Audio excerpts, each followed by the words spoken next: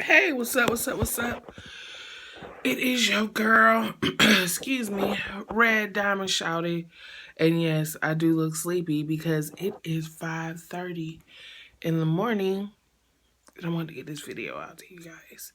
So yeah, anyway, yesterday I was hanging with some friends and they were smoking or whatever. And let me tell you something, y'all. If y'all smoking, please watch where you passing that shit. This motherfucker passed that shit dead into my lip. Okay? Look. You see that? That nigga ashed on my motherfucking lip. And I'm like, hello, you meant to pass it around me, not into my face. But anyway, that's neither here or there. Like, click, subscribe below, wherever that button is. Am I pointing to it? I be practicing, y'all. But anyway, so today we're gonna talk about the new Mary Mary episode. It came on yesterday. I know the damn title ain't Despicable Me. Y'all, it's early. Work with me. Okay, I know it's not Despicable Me. I will have the correct title in the header, so please excuse me. Okay, I really enjoyed this episode. You know, I do my quick recaps because I always want to know what you guys think. Hit me up, talkistea at gmail.com. And yes, to answer your questions, we do have a website coming soon. So yeah, anyway, I like this episode because it pretty much starts with, we gonna skip over the very first part, but anyways, it goes into Tina packing up her house. As you know, she has to move and everything like that, so she has to pack and get herself together. Well, anyway, sugar falls down her shirt and she just act like it's the end of the world. And I'm like, baby, you better get with these new freaks. You know what I mean? Sugar on the titties, that's a new thing. I'm kidding, but she acts like the end of the world. Anyway, her mom comes in and she's pretty much like, oh, you know, you dress fancy. What you doing now? What I did enjoy with the conversation with her mama is the fact that again, we get to see a softer side of Tina. So I stand corrected. That's two people I've seen Tina really be nice to, which is Teddy and her mama. And she's like, oh, Lord, you know, Google picks some interesting ones and let's hope. And then they soundbite to boy from a couple seasons ago, Justin, who I thought I saw online. Okay, because a friend of mine was like, join Tinder, see what's popping about it. So I didn't really join it for anything serious. I wasn't looking for anything. But then, you know how it is when you upload. Look, I ain't even filtering no profile child. I just looked and I'm scrolling. And then I stopped. I was like, ain't that Google ex-boyfriend? So I'm not tripping because the fool is on Tinder and I seen his picture. And when I seen the like backspace of him, I was like, that's that fool. Cause he looked weird. You know what I mean? He got one of them faces like you ain't never gone for. He looked like a little baby alien kind of a little bit. I don't know. But anyway. So she's going on ahead to meet Google's boyfriend, which they show them having like lunch together, and Honey is like, so what's up? You know what I mean? What's up with you? And then of course, you know, as daughters at dinner, we gotta walk away for a second. And pretty much that's when we discover that old boy has 3 children. Now for me, just for me, I as a mama, when I wouldn't have freaked out if I would have heard 3 kids, because I have a golden rule. I don't fuck with no niggas if they baby is under the age of 2. I'm just not doing it. Like, because you still fucking her. You can't tell me no different. Now, your baby can be 2 and up, but under 2? Take my advice, ladies. If a dude got a baby under the age of 2, he's still rocking with his baby mama. Ain't failed me yet. I mean, of course, like, let's not be stupid, ladies. He ain't gonna tell you that or whatever. But please believe. Please believe. I'm not a player no more, but I used to be. And I once had a baby under 2. So just understand where the advice is coming from.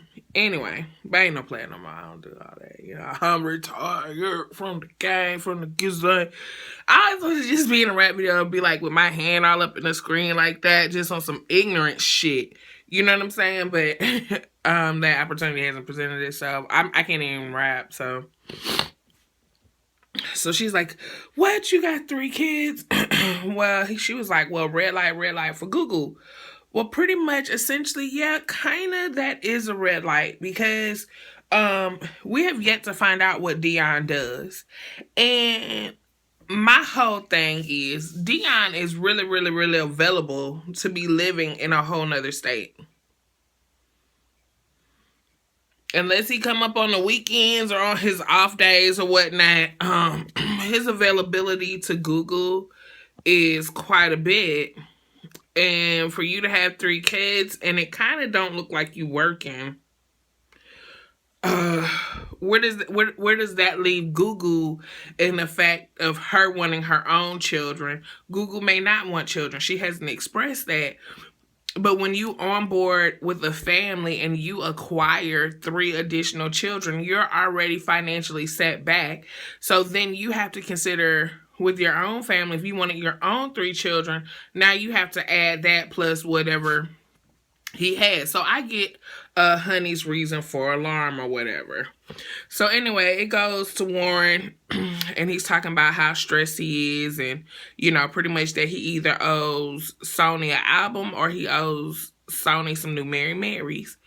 And he's like, I'm so broke. Ooh. Not, he didn't say broke, but that's the pretense that you were led to believe. Now, the issue is that when I thought about it is that it's not that he does not want to pay Sony the money. I definitely believe that Warryn Campbell has $1 million. I definitely believe that. But, okay, let's go to layman's terms. And me and Billie Jean share a checking account. I'm going to notice if a hot 50 is missing. And I'm going to need him to explain what you do with my $50. No. What did you do with my $50? Where the fuck did you spend my $50? You feel me? So imagine that on a grander scale of $1 million. He can't pay Sony that money without his wife noticing. So he's like, how do I go about this unscathed? And I give him props as a husband for wanting to protect his wife from that, from wanting to not have her feel that stress, you feel me? But then again, I'm like, if it wasn't for you needing to extend this shit out for however many seasons, would you have went on and told her that? Just to knock that shit out the way. You know, Tina's living in La La Land and you have Corinne. Please don't let me forget to touch base on that. You have Corinne willing to replace a Mary. Anyway, so he pretty much says, I'm from the streets. Y'all got gospel Warryn right now, but I'm from the hood and pretty much I know how to make this shit pop. I was trying to do it the right way. But now y'all gonna have me phone up my nigga Lope Dog BJ from the day and see if we can figure this shit out. And he's like pretty much saying, I ain't want to go down this path, but it looked like I might just have to do it. All right. So Erica is about to perform at the Apollo, which is awesome. The Apollo's dope. And she said, well, last time I was here, I forgot the words in front of Lionel Richie. Erica, don't feel bad, baby. I know about 2 people that could off top recite some Lionel Richie lyrics without being prompted. And the one song that I do know, Adele done killed that shit. Hello. You know what I mean? So when you hear hello, nowadays we think Adele. We don't even think you Lionel Richie. So I think it's about time you come back with that 25 years gold platinum album reminder in this bitch. You know what I'm saying? Because, baby, you phasing out. Even though you are late and great and like I respect it, but like this new generation kind of ain't shit a little bit. Like they don't know about you. When a generation don't know about Tupac, I just be like taken back. Like, how do you know about Tupac? But everybody don't. Anyway, so that's that. So she calls Warryn, and Warryn being all quick, like he's like, yeah, baby, I gotta go, baby. You know, okay, let me tell Warryn something. If you trying to get this thing under wraps, my dude, you need to play it as cool as possible because something done kicked up in Erica, and I'm not talking about the Holy Spirit. I'm talking about the gift that God gave to us women, and you know, naturally, we are born by nature CIA agents. If you didn't know that. I think just by trait, we was all born to work for the FBI. Because trust and believe, when you trigger off that little doo-doo-doo-doo that says something ain't right, we gonna figure that shit out. We gonna hack your shit. We gonna follow you. We gonna send in decoy bitches to see if it's another bitch. We gonna figure it out. And Erica rolled deep, Warryn. You need to watch your back. Because it look like them Atkins sisters, especially this other one that they show every once in a while that's babysitting Elena. Elena looked like a real gat deep down inside, okay? So anyway, so Erica's intuition is starting to go off. She's like, something wrong with my husband. You know, this ain't right. Last time I was out of town, you feel me? You was acting funny. Like, is you Tina and Teddy and me? Or that's not nice. That's not nice. Are you cheating on me or whatever? And so pretty much now she's like, let me go get these coins real quick. Let me go sing for the peoples. And then let me get back home and send to my family because something ain't right. So anyways, they forward to him going to the hood, Warryn, to meet with BJ. And BJ looked just as like a soft teddy bear. He looked like a damn hug, okay? And they just trying to make it all grim and shit. We're gonna meet in Compton or some shit in front of the A&S liquor store to have this official meeting. And BJ's pretty much like, yeah, I hear you, brother. You know what I'm saying? You say you got these troubles or whatever, but if you sign this artist, I'll give you the money. Here go Warryn. If I sign your artist, you'll give me $1 million. Let me tell you something. If I had $1 million to sign any artist, especially the artists that I fuck with, I'd do it. But that's just me. And he's like, all money ain't good money. Which is true. All money is not good money. And I do think like some of the karma be tied to that shit. Like you be on some can't get right shit the minute you jump off into that illegal hand exchange of money. Like if you know something's not right for real before you do it, like now if you're just stupid and you don't want to believe that what you're doing is wrong, that's fine.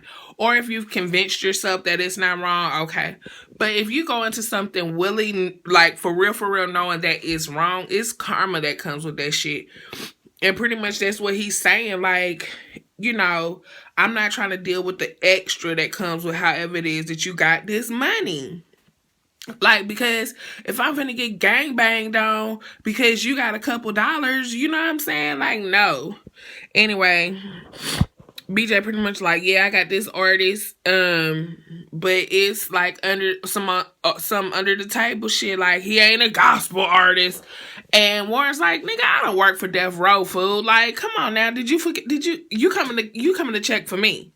I worked for Death Row.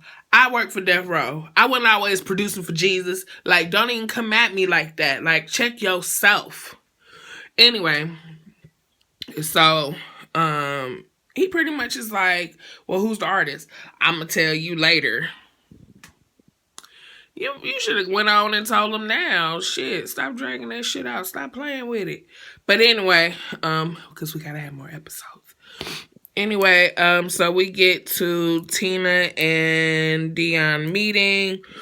And Tina is pretty much giving, like, Goo flag. Like, we know you ain't picked the best of them, Goo. And I'm just like, come on, Tina.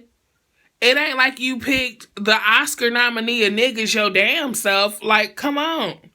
Like, stop being so hard on her and so judgmental of her when your husband was just out here fucking on everybody and everything walking, and they was your friends. So please stop passing the judgment that and criticism that you are not willing to take yourself, sweetheart. Straight up. Like, you giving this girl a hard time. She's young, she's single, she could date who she want.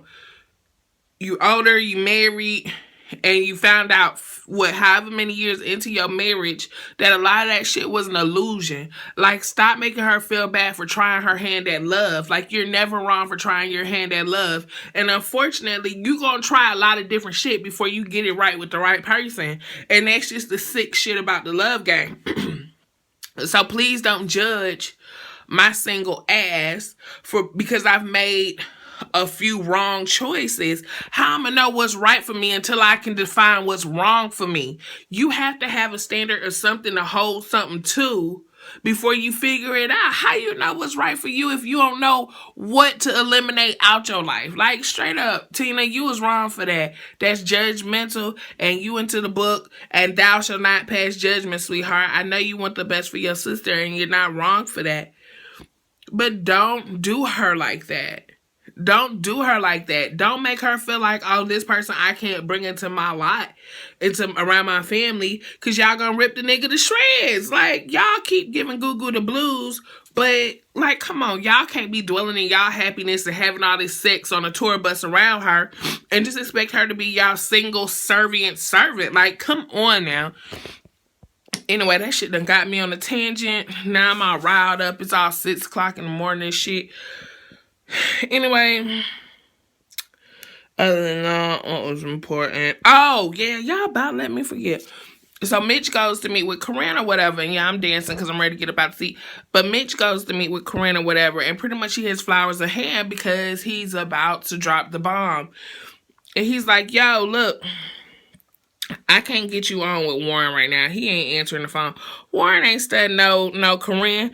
This nigga like, I'm trying to save my ass, my car, my swamp pool that my wife trying to fix and shit. You know what I'm saying? I ain't worried about no new artists right now, nigga. I got problems. I got $1 million problems. Anyway, so Corinne, she hears the news and she's like, I'm gonna put this relationship on hold. Now, first and foremost, that either lets me know that Corinne is either A, more seasoned artist than they're letting to believe, or B, she's a naive artist, sweetheart. He done named some producers that you was gonna get to work with that was gonna be everything. And you put your whole relationship and album on hold because you didn't get to work with Warryn Campbell. I get it. Warren's dope. I've heard. You know what I'm saying? We've all heard some shit that he's produced.